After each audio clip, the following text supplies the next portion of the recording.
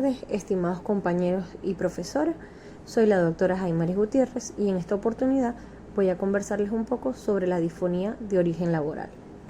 La voz es el principal medio de comunicación entre los seres humanos. Se considera que en una sociedad moderna, una tercera parte de la población laboral son usuarios profesionales de la voz, es decir, son personas que utilizan la voz como principal herramienta de trabajo, sin la cual no podrían desarrollar sus tareas con normalidad. El grupo más notorio de estos son trabajadores constituidos por cantantes, actores, entre otros, pero hay un gran número de profesiones en las que la voz también juega un papel fundamental. Ahora bien, las disfonías se consideran que es una alteración de los parámetros básicos de la voz, como la altura, el timbre y la intensidad, que puede afectar la vida social y profesional dependiendo de las necesidades vocales del individuo. A nivel laboral, son alteraciones causadas por el uso excesivo o inadecuado de la voz en el entorno de trabajo. Estas pueden manifestarse como cambios en el tono, el volumen o la calidad de la voz y pueden ser temporales o permanentes. La disfonía está incluida en la Ley de Riesgos de Trabajo como una enfermedad profesional, más común en docentes. La norma técnica para la declaración de enfermedad ocupacional, la NT 02-2008 en Venezuela, establece una lista de enfermedades ocupacionales, incluyendo la disfonía. Según esta norma, se clasifica en dos categorías principales: las disfonías funcionales o agudas, que son una alteración de la voz sin compromiso anatómico de las cuerdas vocales, que se intensifica durante la jornada laboral, y esta acostumbra a ceder con el tratamiento sintomático y reposo vocal de 7 a 14 días en pacientes con o sin profesión de riesgo. Y se clasifica en disfonías orgánicas o crónicas, las que son alteraciones de la voz con compromiso anatómico de las cuerdas vocales, como nódulos o edema, con una evolución de más de 3 semanas, que no mejora con el reposo y requiere tratamiento médico o quirúrgico. A nivel mundial, las disfonías en profesionales que usan como medio de trabajo único la voz representan el 30% de la población vulnerable. La vigilancia epidemiológica de la salud individual por trabajador permitirá identificar de forma precoz los daños relacionados con el sobreesfuerzo vocal y a las personas trabajadoras especialmente sensibles. Según estudios, la prevalencia de disfonías en docentes puede llegar al 56% y la incidencia de disfonías está directamente relacionada con la antigüedad en la profesión y las condiciones laborales, como el ruido ambiental y la falta de entrenamiento vocal adecuado. Estas profesiones a las cuales se le atribuyen las disfonías son docentes como profesores de educación básica, media y universitaria, actores y cantantes profesionales de las artes escénicas, telefonistas y trabajadores de call center como con el uso intensivo de la voz en ambientes ruidosos y profesionales de la radio y televisión con el uso recurrente de la voz en transmisiones. Para definir los factores de riesgo, debemos tener en cuenta que determinadas profesiones exigen un tiempo de uso y a menudo intensidad vocal, que pueden comportar un mecanismo de esfuerzo para compensar las dificultades vibratorias de las cuerdas vocales, fruto de la sequedad del epitelio. Cuando este mecanismo se mantiene largo tiempo, pueden dar lugar a disfonías y lesiones de cuerdas de origen funcional. Roy y Bless definieron la personalidad neurótica e introvertida como un factor de riesgo para el desarrollo de la disfonía crónica también. Uno de los factores de riesgo principales es la sobrecarga del uso de la voz, ya que un uso excesivo o inadecuado de la voz sin técnicas adecuadas puede ocasionar disfonía. Otro de los factores son los personales, como la salud física, la atención psicológica, el hábito de fumar o consumir alcohol, y otro factor es el factor individual, principalmente, ya que la predisposición genética, infecciones respiratorias, alergias, reflujo gastroesofágico, estrés o ansiedad, que pueden aumentar el riesgo de desarrollar estas disfonías. En la siguiente tabla se muestra otros factores de riesgo importantes en la aparición de la disfonía en trabajadores, como los físicos, el ruido, las condiciones de temperatura, condiciones higrométricas, la ventilación. Dentro de los químicos tenemos la presencia de partículas de polvos respirables, como la tiza, el sulfato, el carbono de calcio y otros componentes de contaminación atmosférica, y la exposición a agentes químicos como humos, desodaduras, vapores orgánicos. Dentro de los biológicos tenemos el contacto con agentes como bacterias o parásitos, y la humedad, temperaturas extremas, ventilación inadecuada. Dentro de los psicoemocionales tenemos la alta reactividad al estrés, personalidad de tipo neuroticismo o introversión, y las condiciones psicosociales del uso del vocal. Los medicamentosos, como los corticoides inhalados, broncodilatadores, los hábitos tóxicos ya mencionados anteriormente, el mal uso y abuso vocal, los antecedentes clínicos de intervenciones quirúrgicas con intubación o intervenciones de cabeza y cuello, y las patologías sistémicas de hipotiroidismo. Debemos tener en cuenta que la causa más frecuente es la infección de vías altas y raramente los esfuerzos vocales puntuales. Traumatismo de cuello, situación de estrés agudo. Por ello, es importante a nivel médico tener en cuenta una serie de antecedentes, hábitos e historial que puedan guiar la causa y el diagnóstico final. Algunas de ellas se muestran en la siguiente tabla, como la profesión y el uso vocal, preguntándole al paciente cuántas horas al día utiliza la voz de forma profesional y en qué contexto, desde cuándo inició su puesto de trabajo, su voz mejora con el descanso vocal, consumo de tabaco y alcohol, medicación habitual, si tiene alergias, si presenta síntomas de reflujo laringoesofágico, a nivel de estrés actual o ansiedad, si hay cirugías e intubaciones recientes y si hay enfermedad tiroidea o cirugía tiroidea. Algunos síntomas neurológicos también son importantes preguntar para determinar la clínica de esta patología.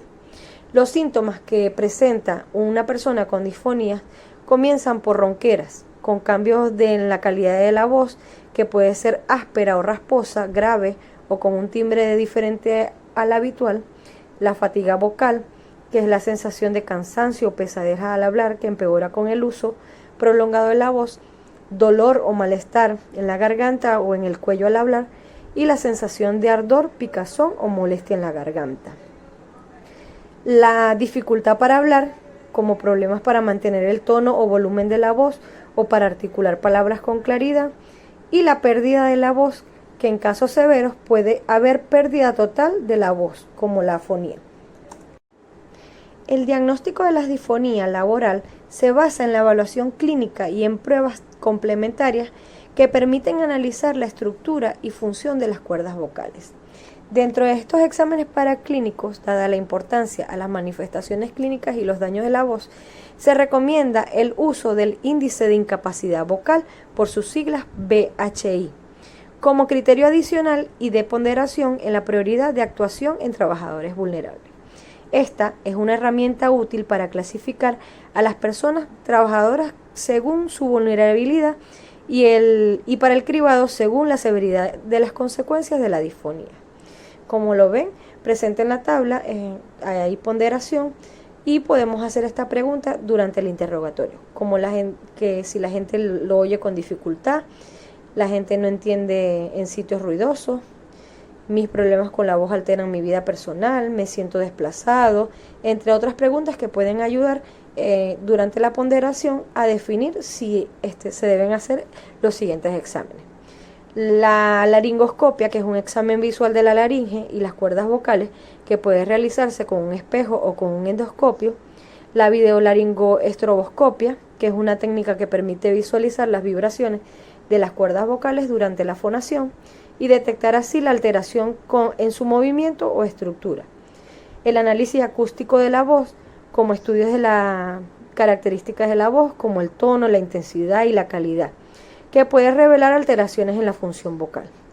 O una electromiografía laringea, ya que esta prueba mide la actividad eléctrica de los músculos de la laringe y puede ser útil para diagnosticar trastornos neuromusculares que afecten la voz.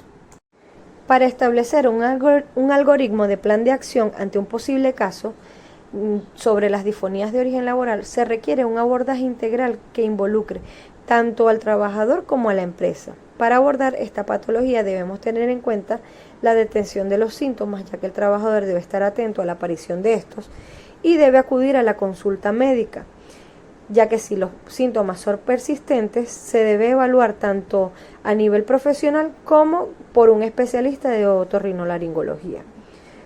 Se debe hacer la evaluación diagnóstica mediante la evaluación clínica y solicitar pruebas complementarias para así determinar el grado de la disfonía. En esta tabla, siguiendo con los resultados obtenidos de los paraclínicos, se debe identificar si la disfonía es de origen orgánico o normal o funcional. Si es orgánica, se hace la educación vocal y la educación de control anual. Si esta disfonía es funcional, bien sea por alteración de los órganos fonadores o sin la alteración de ellos, va a culminar con una corrección de factores desencadenantes. Se debe cumplir el tratamiento médico si así fuese el caso y la rehabilitación foniátrica. Posterior a ello se va a hacer la reevaluación bimensual por un año y dependiendo se va a estimar el grado de disfonía rehabilitada o si es eufónico para hacer la educación de control anual. Si las disfonías están presentes por capacidad orgánica, bien sea por pólipos, tumores, cáncer, parálisis de cuerdas vocales, se debe seguir el tratamiento médico del especialista y el quirúrgico más la rehabilitación, para posterior hacer el seguimiento del grado de disfonía rehabilitada en conjunto con la evaluación periódica y la educación de control anual.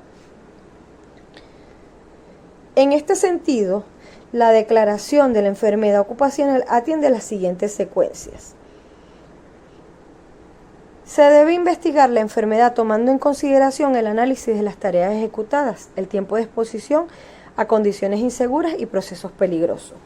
Además, se debe validar el cumplimiento de todos los aspectos y criterios establecidos, clínicos y paraclínicos y legales, como las horas laboradas, antigüedad, actividades realizadas, en la parte higiénico ocupacional relacionada a los principios de prevención de las condiciones inseguras e insalubres, así como la exposición del trabajador a factores de impacto en la salud presentes en el área de trabajo. A nivel epidemiológico, asociados a la morbilidad, el historial de la vigilancia epidemiológica y la incidencia de la patología, entre otros colaboradores. Además, se debe generar el diagnóstico médico y notificar al INSACEL dentro de las 24 horas siguientes al diagnóstico de la patología de presunto origen ocupacional y consignar el informe de investigación para que previa investigación mediante el informe mismo calificar o no si es una enfermedad ocupacional o es una enfermedad agravada con ocasión al trabajo. Posterior a ello, se deben seguir las medidas y recomendaciones. Una de ellas es el control de factores ambientales, donde se debe eliminar o reducir la exposición a sustancias irritantes como el polvo, humo, productos químicos, mantener una buena hidratación ambiental y utilizar equipos de protección respiratoria si es necesario. Mejorar las condiciones acústicas, ya que se debe reducir el ruido del ambiente, utilizar materiales absorbentes del sonido en espacios de trabajo y mejorar la inteligibilidad del habla. También se debe hacer la adecuación de puestos de trabajo para poder adaptar las tareas y herramientas de trabajo y así reducir la tensión vocal, proporcionando descansos vocales regulares. Y también se debe hacer capacitaciones y sensibilizaciones donde se deben realizar programas de capacitación para trabajadores y empleadores sobre los riesgos de la disfonía laboral, medidas de prevención y técnicas de higiene vocal. Otras recomendaciones se van a visualizar en el siguiente video. La voz es tu principal instrumento de comunicación y para muchos su principal herramienta de trabajo. El uso inadecuado de la voz o los entornos poco apropiados te pueden generar molestias y provocar alteraciones que pueden afectar gravemente a tu calidad de vida. ¿Cómo cuidar tu voz? Aprende a usar tu voz sin esfuerzo para conseguir optimizar la emisión vocal. Respira adecuadamente. La voz es aire transformado en sonido. No grites, no compitas con el ruido ambiental. Descansa la voz durante la jornada laboral haciendo pausas. Bebe agua de vez en cuando mientras usas la voz. Te ayudará a mantener tu cuerpo hidratado y tu voz lo agradecerá. Si puedes, evita aire acondicionado y bebidas frías. Procura dormir lo suficiente todos los días. Evita los irritantes como por ejemplo el tabaco y el alcohol. Informa al servicio de prevención si te cansas cuando llevas un rato hablando.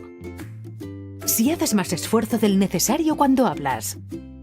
Si identificas en tu entorno algún factor ambiental u organizativo inadecuado. Si tienes dificultades para que otros te oigan.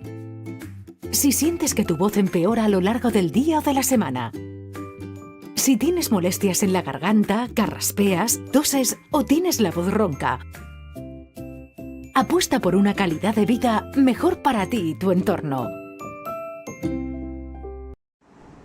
Cuidar la voz no solo es cuestión de prevención, sino de respeto hacia uno mismo y hacia los demás. Una voz clara y saludable proyecta confianza, seguridad y profesionalismo. ¿Cómo estás cuidando tu voz hoy? Gracias.